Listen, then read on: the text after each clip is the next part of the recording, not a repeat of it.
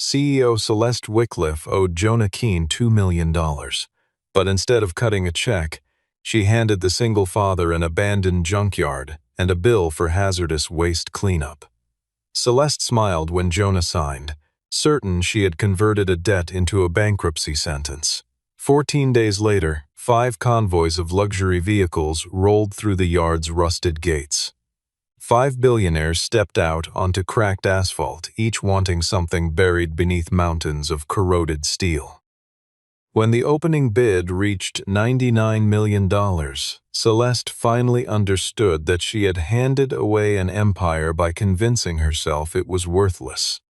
If you believe real value hides beneath the rust, stay with Jonah as he uncovers the greatest secret in this story.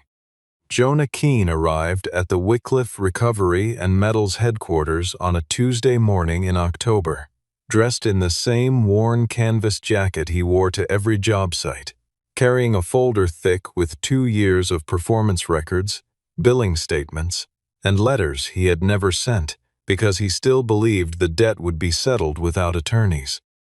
He had designed the Kestrel line sorting system from the ground up, spending 14 months testing alloy separation thresholds, recalibrating conveyor speeds, and teaching Wycliffe's floor operators every quirk and failure point of the machinery he had built. The system had outperformed every benchmark the company had set, accelerating their scrap classification by 60%, cutting annual labor costs by millions, and landing Wycliffe a state-level recycling contract worth more than the original development budget.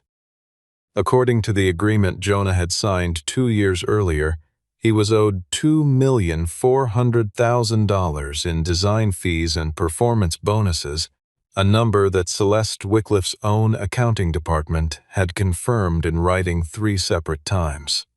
He had driven the 90 minutes from his home in silence, not because he was nervous, but because he had learned over decades that the moments before a difficult conversation were better spent reviewing what he knew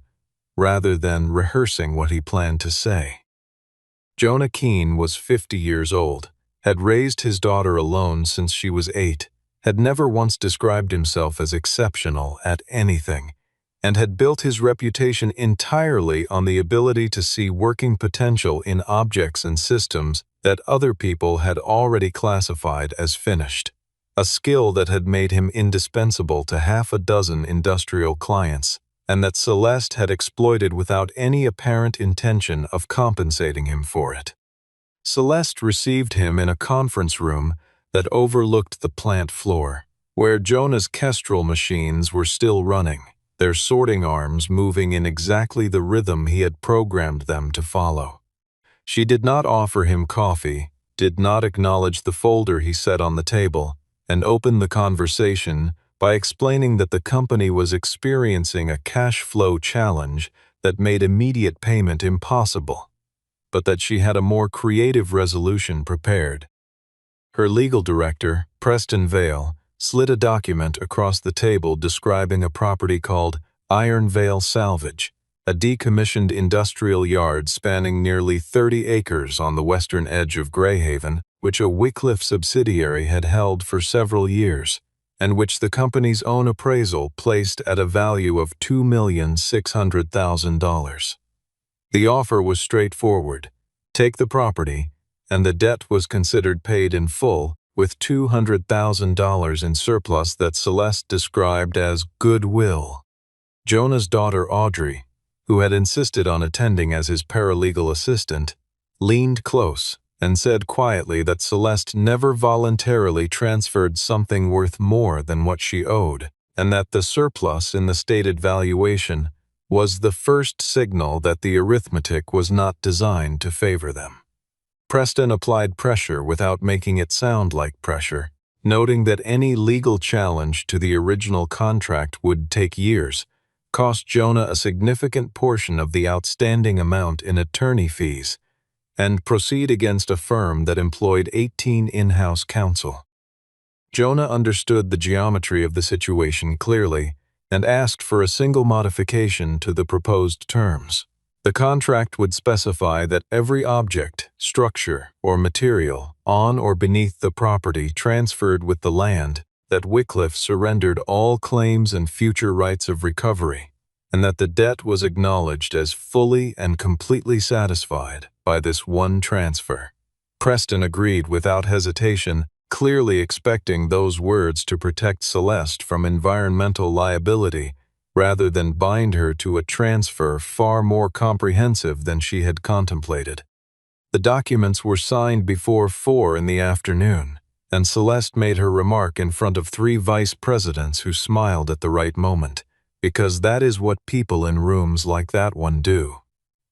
Jonah folded his copy of the contract, placed it in the same canvas folder, and walked to the elevator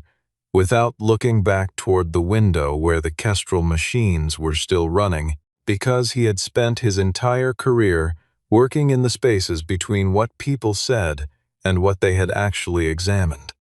The drive to Iron Vale took 40 minutes, and by the time Jonah and Audrey reached the property, the afternoon light had turned the rusted gate a particular shade of orange that was either atmospheric or instructive depending on how the next few days unfolded, and neither of them said anything about it because some observations are best left to stand on their own. The 30-acre yard was worse than the appraisal photographs had suggested. Several rows of crushed vehicle bodies had partially collapsed into each other. The drainage channels along the eastern fence line had been blocked for years and turned the lowest section into a leachate field, and the main processing building had lost most of its roof to a storm that no one had repaired. 2 storage sheds along the northern edge bore hazardous material placards, and several sealed drums visible from the access road showed the kind of surface corrosion that precedes active leaking. Audrey pulled up the county environmental registry and spent 40 minutes cross-referencing the property record against the appraisal, finding that the contaminated soil area had been classified in the report as a future remediation opportunity rather than a current liability, which was the kind of phrasing that moved cleanup cost out of the asset column without ever mentioning the figure. The preliminary estimate she pulled from a publicly available industrial remediation database suggested that addressing the leachate field alone would run between $900,000 and $1,400,000 before testing the drums or assessing the structures. Audrey turned to her father and told him Celeste had not paid the debt. She had transferred the debt onto a piece of land and handed him the invoice. Jonah did not react the way she expected, because he had already decided that retreat was not available, and that the only viable direction was forward through the problem itself. He told her they were not going to litigate the contract, and they were not going to surrender the property to unpaid taxes and regulatory fines, because both of those outcomes were precisely what Celeste had designed the situation to produce. Within 3 days, he had contacted 6 former colleagues and 2 retired machine operators who trusted his judgment enough to work on deferred payment, and the group began the methodical work of separating copper wire from structural steel, identifying salvageable hydraulic equipment, pulling working motors from crushed chassis, and clearing the sections of the property that posed no environmental complication from the sections that did. The first week generated a modest but sufficient amount from copper recovery and a working industrial press that a regional dealer purchased on the spot, enough to maintain utilities and temporary fencing, and to demonstrate to the county inspector who came by that the new owner was actively managing the site rather than abandoning it. Jonah also found, during the initial survey, more than a dozen sealed drums bearing old Wycliffe subsidiary codes that had been partially painted over. He photographed each one before moving them, because he had learned that evidence has a way of disappearing when people realize it is relevant. Celeste called on the 6th day, framed the conversation as a courtesy check, and before ending it offered to purchase the property back at $300,000 if Jonah found the remediation burden more than he wanted to carry. Jonah thanked her for the call and declined, and when he hung up, he told Audrey that a person who had insisted a property was worth $2,600,000 would not offer a quarter of that figure 6 days later, unless she had a specific reason to want it back. On the 4th day of work, while directing the removal of a collapsed vehicle stack along the yard's central corridor, Jonah's pry bar caught the edge of a large steel panel buried under 3 feet of compressed scrap, and the panel did not flex or ring the way structural sheet metal does. It produced a deep, hollow resonance that told him something large and enclosed was below it. He brushed away the surface rust and saw a logo pressed into the steel in low relief. A stylized letter D with outstretched wings, faded but legible, and he recognized it because his father Raymond had kept a small version of it mounted above his work table for the last 20 years of his life, the emblem of Davenport Motor Works, the Michigan coach builder that had gone bankrupt in 1992 after a financial scandal destroyed the company's backers almost overnight. For the first time since signing the papers in Wycliffe's conference room, Jonah Keene stood completely still.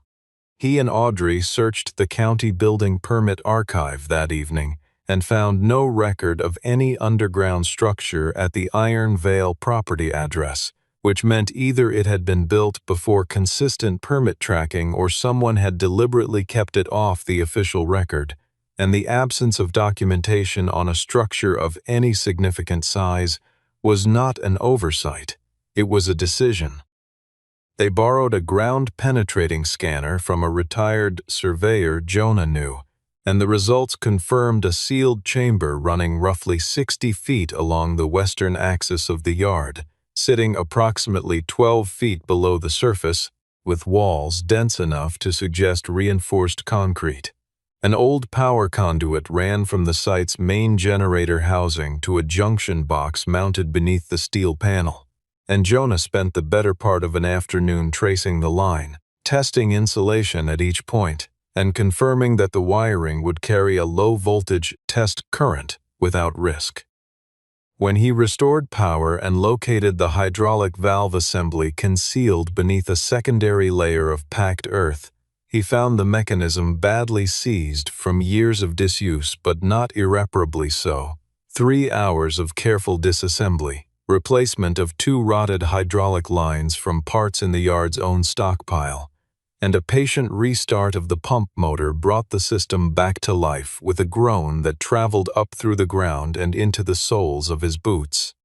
The steel panel rose slowly, shedding decades of compacted grime, and the ramp that appeared below descended into darkness at a gentle angle, wide enough to accommodate large vehicles, which was not a dimension consistent with anything a standard scrapyard operation would require. The air inside was cool and dry in a way that outdoor adjacent spaces are not, and the hum of a mechanical ventilation system running on a separate generator confirmed that whoever had sealed this chamber had intended for what was inside it to survive a very long time.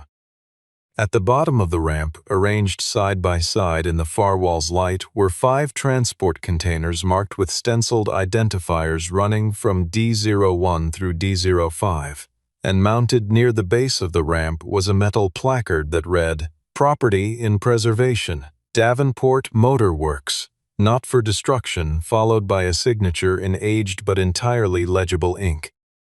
Audrey photographed everything before either of them touched a latch, and when Jonah finally opened the first container, he lifted back an oilcloth to reveal a silver automobile with hand-formed bodywork that no factory floor had ever produced in volume, no commercial chassis number, many of its components clearly fabricated by individual craftsmen rather than stamped from production tooling, wearing the Davenport crest on its hood in enamel that had not faded in 30 years of sealed storage.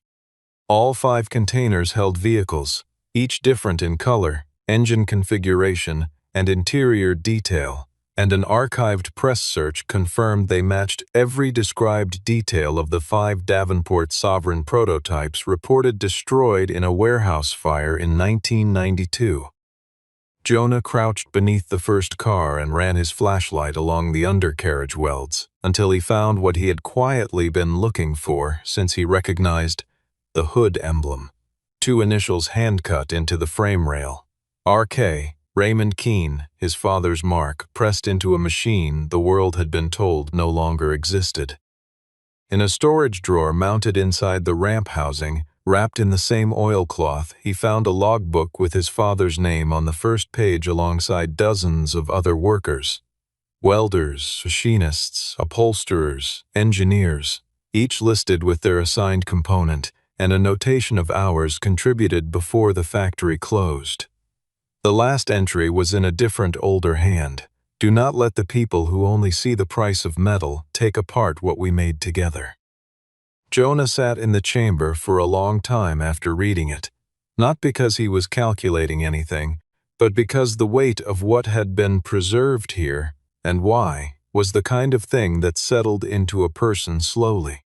Audrey traced the names in the logbook against available records and located Empett Shaw in a small town several hours northeast of Greyhaven, a man who had managed Iron Vale's operations for more than 4 decades before the yard closed, and who had taken considerable steps to remain difficult to find afterward. When she called, he refused to speak on the phone. When she drove to his address and showed him a photograph of the ramp and the Davenport placard, he closed the door and did not reopen it for 20 minutes. What changed his mind was the photograph of Raymond Keene's initials on the Sovereign Silver's frame rail, because Emmett had watched Raymond put them there on the last night before the cars were sealed, and that specific detail was not something that could be fabricated or inferred from public sources. Emmett returned to Iron Vale and spent 2 full days walking the property before he would speak at length, observing how Jonah's crew handled the machinery, watching how Jonah negotiated with the county inspector who came to assess the drainage, noting what Jonah actually did when he believed no one was paying attention, and making a private determination about whether this particular new owner was the kind of person Silas Davenport had in mind when he asked Raymond and the others to trust in the possibility of the right person arriving eventually. The account Emmett finally gave was straightforward in its outline. After Davenport Motor Works collapsed in 1992, the bankruptcy creditors had planned to disassemble the 5 Sovereign prototypes and sell the aluminum, engine blocks, and specialized tooling separately, which would have generated perhaps $40,000 total and eliminated the only physical evidence the cars had ever existed. Silas Davenport had arranged with Raymond and a small group of trusted workers to move the cars to Iron Vale under the cover of routine scrap transport,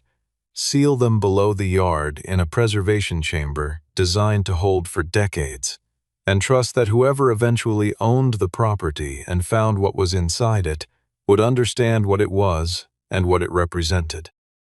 After Silas died, Iron Vale changed hands several times through subsidiary companies, and no subsequent owner had known the chamber existed because Emmett had removed it from the operational maps himself, deliberately, because he had twice watched new ownership regimes conduct the kind of property survey that ends with valuable material being sold and workers being ignored.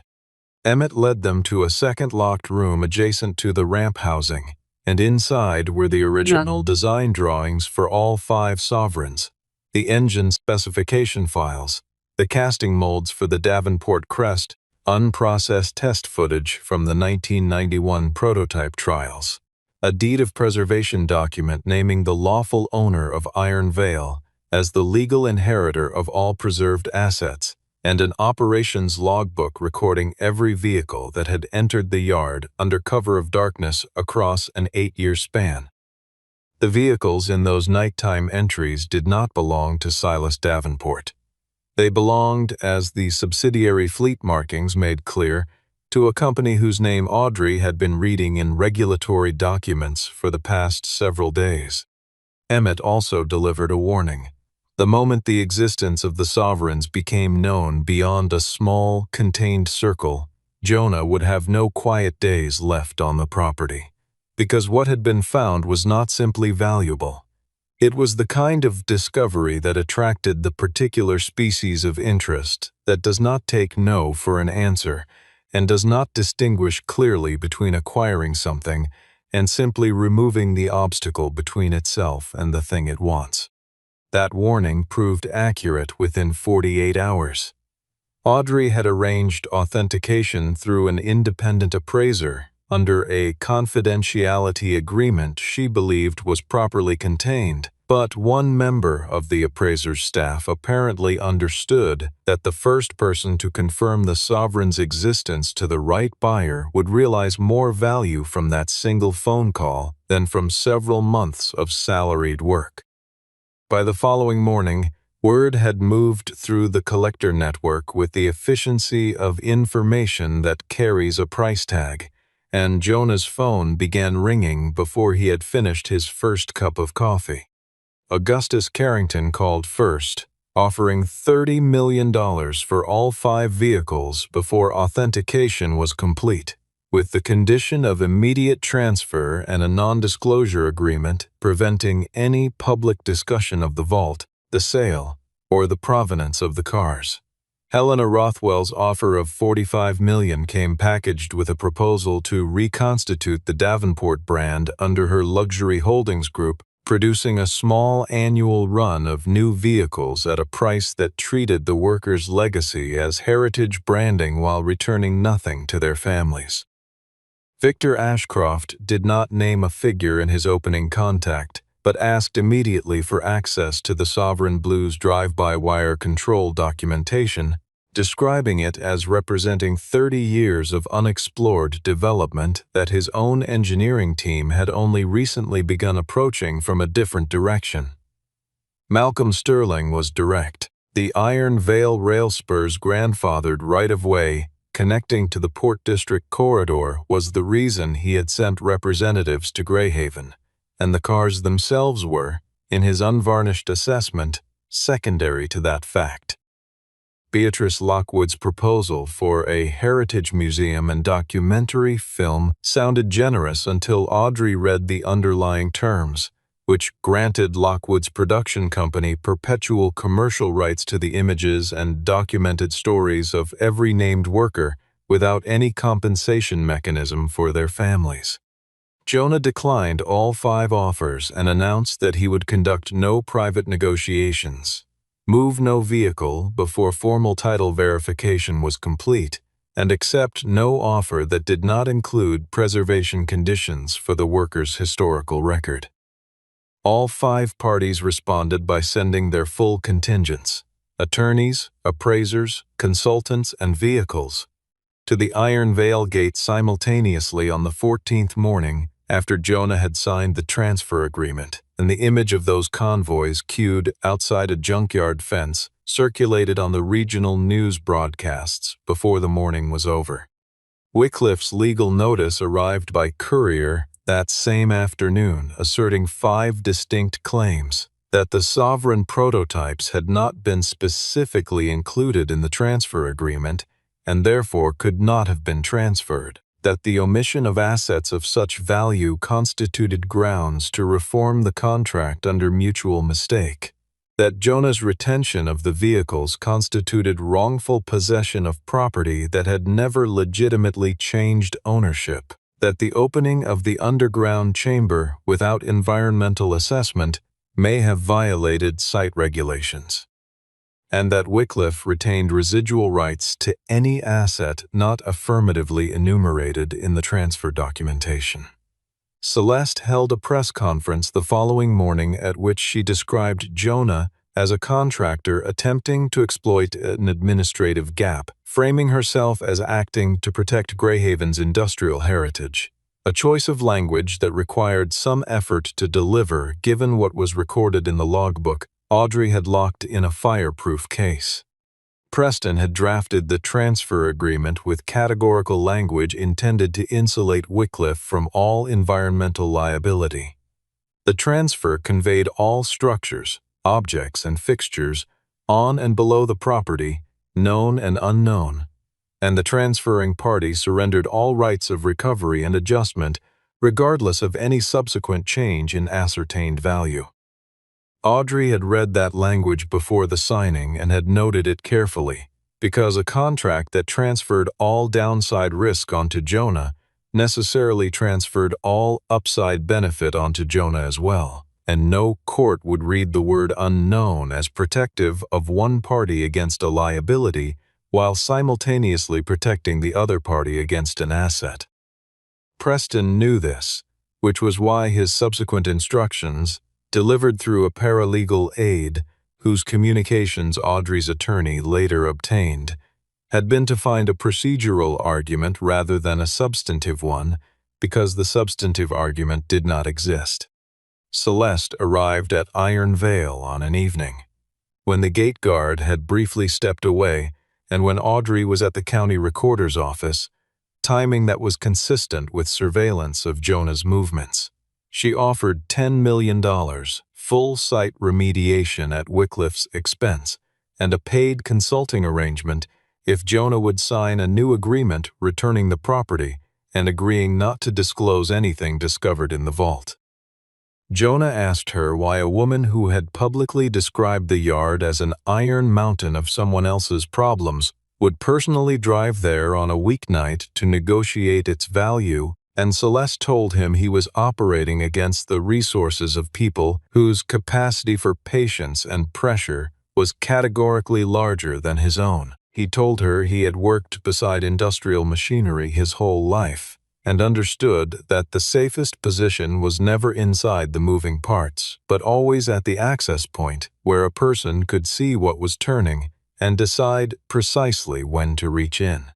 After Celeste left, Audrey found that one of the storage cases holding logbook copies had been shifted from its marked position, and the camera record identified the individual responsible as a member of a security company that Wycliffe's own legal team had recommended to Jonah's attorney as a reliable local resource, a recommendation that now read as an installation rather than a favor. Jonah held the individual meetings with each of the 5 interested parties that he had been delaying, sitting across from them without mediators and without the conversational framing that professional negotiators use to make a room feel collaborative when the interests are not. Augustus Carrington's vision was of 5 cars rotating through climate-controlled private storage, displayed at invitation-only occasions where their existence confirmed the owner's position rather than honored the work of the people who had made them. Helena Rothwell's reconstituted Davenport would cost more than most people earned in a lifetime, and would carry the names of Michigan factory workers as luxury provenance, their labor repurposed as heritage branding without any mechanism returning value to their families. Victor Ashcroft wanted the Sovereign Blue's control architecture locked into a patent filing that would prevent competitors from building on the same principles, and the workers' attribution documentation was, in his framing, a complication rather than an obligation. Malcolm Sterling acknowledged without embarrassment that the rail spur was his primary object, and the cars were of limited personal relevance to his acquisition rationale. Beatrice Lockwood's museum proposal incorporated every preservation phrase Jonah had stated as a requirement, but embedded commercial rights language that would have made her production company the primary beneficiary of the workers' legacy in perpetuity, with no compensation path to their families.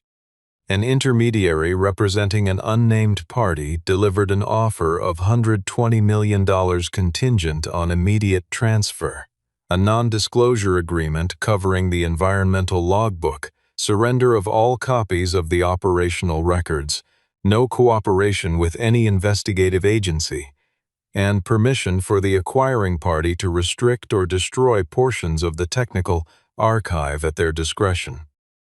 Audrey brought the offer to her father with full honesty, acknowledging it was the largest figure any legitimate buyer was likely to state, and that refusing it required a reason capable of surviving years of consequences rather than days of attention. Jonah told her that a person who traded Celeste's version of power for a different person's version of power had not freed himself from anything. He had simply updated the name of the institution deciding what he was worth.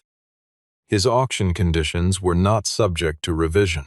All 5 vehicles would be restored, rather than disassembled or stored privately. A named worker attribution system would be embedded in every asset sold. 1 car would remain on permanent public display in Greyhaven. The rail spur would serve local transport needs under a community access covenant. The environmental records would be transferred separately to regulatory authorities and not absorbed into the transaction, and the acquiring party would fund full site remediation as a closing condition. Before the week ended,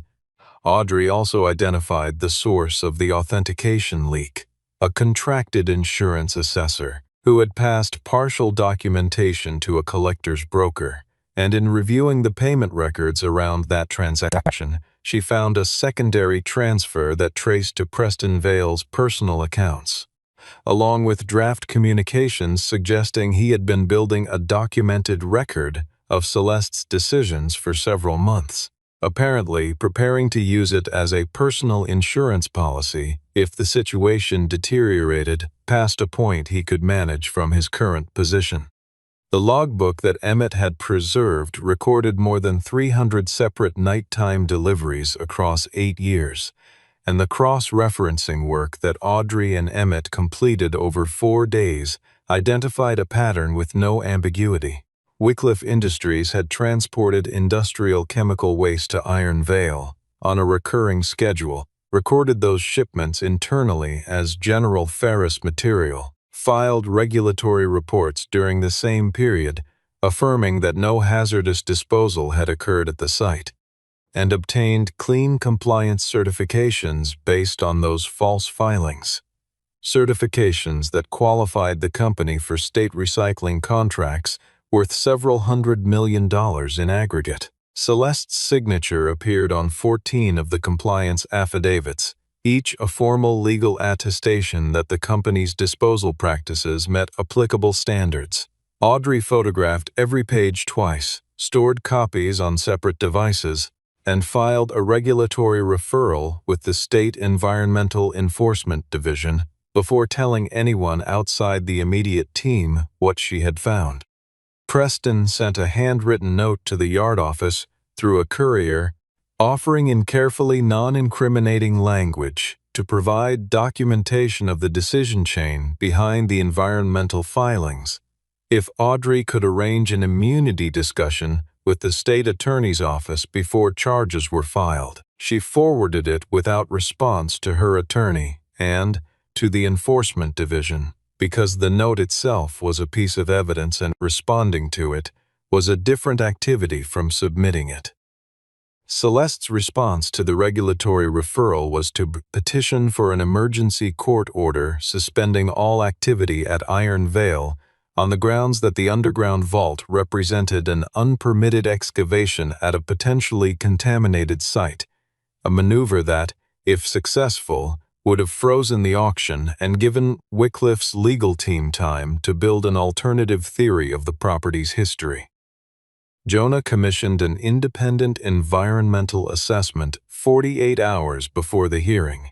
and the team he engaged produced documentation identifying every contamination source on the property, confirming that an impermeable concrete barrier physically separated the vault from the contaminated soil above it, establishing that no measurable cross-contamination had occurred in the preservation chamber, and cataloging the specific container codes matching Wycliffe's own subsidiary records on the drums found nearest the fence line. The judge who reviewed both filings denied the injunction and noted for the record that the primary contamination risk identified in the independent assessment appeared to originate with entities other than the current property owner, and Preston submitted an affidavit that same afternoon acknowledging that the transfer agreement's language had been designed to move all environmental liability onto Jonah, that Celeste had personally approved that language, and that the same terms intended to burden the new owner with the site's contamination history had also unconditionally transferred every preserved asset in the vault to his sole ownership without reservation. The auction was held at Iron Vale on a Thursday morning, with the 5 sovereign prototypes brought up the ramp for the first time in more than 30 years, and positioned under portable lighting on clean concrete, each one displaying a placard listing the names of the workers who had contributed to its construction. The families of Raymond Keene and 11 other workers who had died in the intervening decades were present, as were 4 surviving workers who had been in their 20s when the cars were sealed away and were now in their 60s, standing near the ramp entrance with Emmett Shaw, who had said almost nothing all morning but whose expression was the expression of a man who had carried something very heavy for a very long time and been permitted at last to set it down. Celeste's legal team arrived 90 minutes before the scheduled start with a court document asserting that a mortgage held by an entity called Wycliffe Land Holdings created a security interest in the property predating Jonah's acquisition, and that the property could not be sold without that entity's consent. Audrey produced the dissolution certificate showing that Wycliffe Land Holdings had been voluntarily wound down 12 years earlier, the lien release document confirming the mortgage had been extinguished at the same time, bearing Celeste's own notarized signature, and a recorded deed entry at the county assessor's office that had been publicly accessible throughout.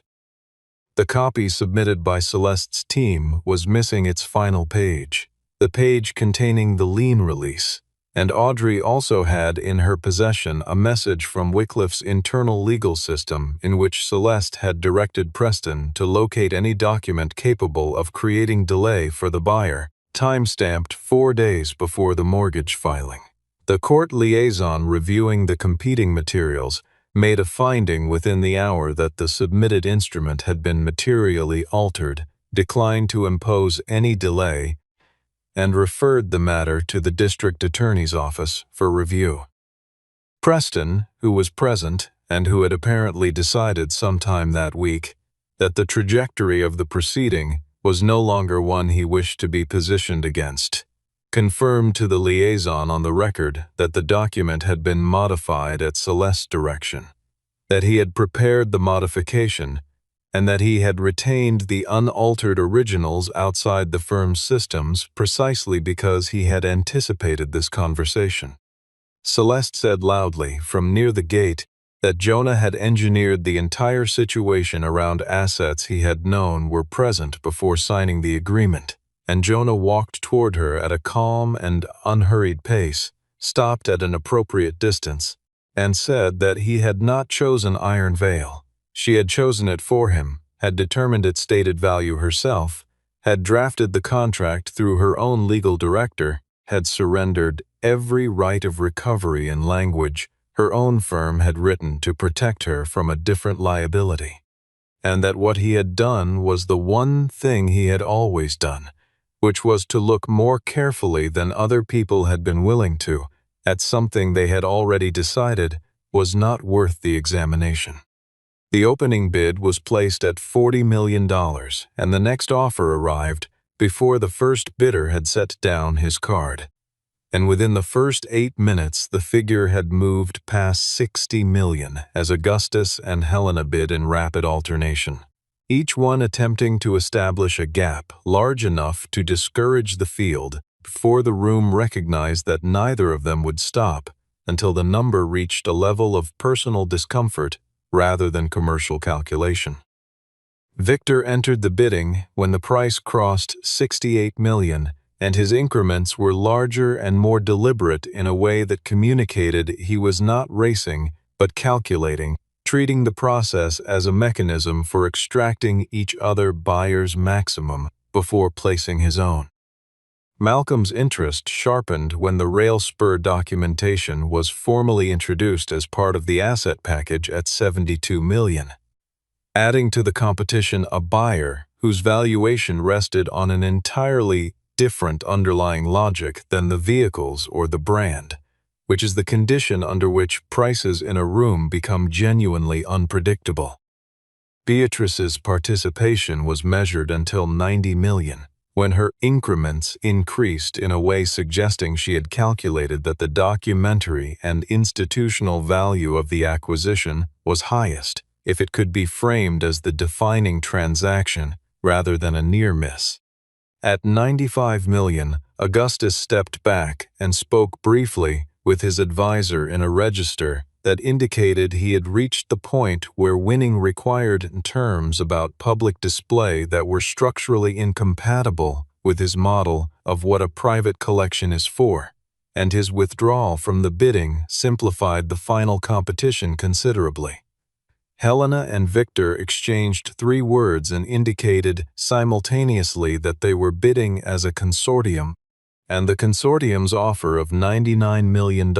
came with a written acceptance of all conditions Jonah had specified: full mechanical restoration of all 5 prototypes, permanent display of the sovereign silver in Greyhaven, a documentation trust established in the names of every worker in the logbook, full environmental remediation of Iron Vale funded by the acquiring consortium, a community access covenant attached to the rail spur in perpetuity, and a historical archive maintained on site that would not be subject to commercial alteration by the new owners. Jonah accepted and requested that the conditions be attached to the closing documents as binding covenants rather than aspirational language, and the consortium's attorneys agreed without objection or modification of any kind. Celeste, who had been standing outside the fence watching through the gate for the duration of the proceedings, approached afterward and suggested that if Jonah provided the environmental logbook to her directly, she could help prevent the litigation that was otherwise unavoidable. He told her that $99 million could transfer a junkyard, 5 automobiles, a manufacturing archive, and a set of transportation rights, but that the logbook had already left Iron Vale that morning in the hands of the State Environmental Enforcement Division, and there was no price she could name that would have changed the sequence in which those 2 events occurred. 1 year after the signing, Iron Vale bore little resemblance to the place where Jonah had stood in October, light reading the terms of his own arranged dispossession, and the change was not only physical, the remediated soil, the restored buildings, the new signage, but structural, because the site now had a purpose it had not possessed the year before, and purpose changes a place more durably than any renovation. The Davenport Museum occupied the eastern section and held 4 of the 5 sovereign prototypes in rotation, displaying them alongside the original design drawings, the casting molds, the test documentation, and a permanent installation listing every worker who had contributed to the car's construction, with biographical panels for those whose families had provided information and deliberately blank panels for those still being located, because Audrey had decided that an incomplete record honestly presented was more truthful than a completed one assembled from assumption. The sovereign silver stood at the center of the main gallery in Greyhaven under its own dedicated light, with Raymond Keene's initials visible through a mounted magnifier at eye level, positioned so that any person who wanted to see them could. The financial outcome was applied in a sequence Jonah and Audrey had worked out over several evenings at the yard office table. All outstanding liens, taxes, and remediation costs were settled first. The Workers' Documentation Trust was funded at the level the auction covenant specified. Families of workers exposed to contamination during the years of Wycliffe's nighttime deliveries were identified through the logbook and offered settlement through a process administered by the state, and a vocational training center focused on precision metalwork and industrial restoration was established in the former processing building using equipment sourced from the yard's own recovered inventory. The state environmental enforcement proceeding that followed the logbook submission ended with Wycliffe Recovery and Metals entering a consent agreement requiring remediation payments, a compliance monitor, and a suspension of government contracting eligibility for 3 years, while the parallel investigation into the fraudulent mortgage filing and the falsified affidavits produced outcomes that removed Celeste from the company's leadership and initiated a financial recovery process against her personally. Jonah made no public statement about any of it and declined every interview that framed the situation as a personal victory over a specific adversary because he had told Audrey the morning after the auction that satisfaction built entirely on another person's destruction was an unstable foundation, and he had already poured too much of his working life into things that were built to last. Preston cooperated with authorities, but still answered for the documents he had prepared and submitted, because cooperation and accountability were not, in the court's view, mutually exclusive conditions. In the last quiet afternoon before the museum opened, Audrey found the old metal sign from Raymond Keene's work table mounted on the wall of the new workshop. No such thing as scrap iron. Only iron that hasn't found its next purpose, and she stood in front of it, thinking about the woman who had smiled while her father signed a document she was certain would finish him, and about the single miscalculation large enough to explain everything that followed. Celeste had looked at Jonah Keene and seen a man who could be handed a rusted gate and a bankruptcy sentence, when what was standing in front of her was the one kind of person who would walk through that gate and ask, without any expectation of what he might find, what was still worth keeping.